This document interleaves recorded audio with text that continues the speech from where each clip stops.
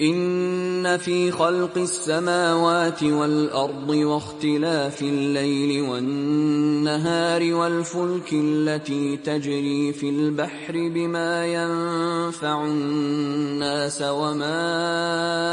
أَنزَلَ اللَّهُ مِنَ السَّمَاءِ مِن مَّاءٍ فَأَحْيَا بِهِ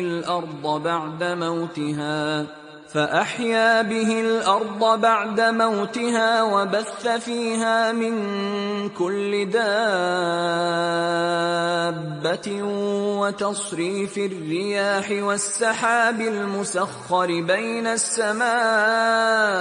وَالْأَرْضِ لَآيَاتٍ لِّقَوْمٍ يَعْقِلُونَ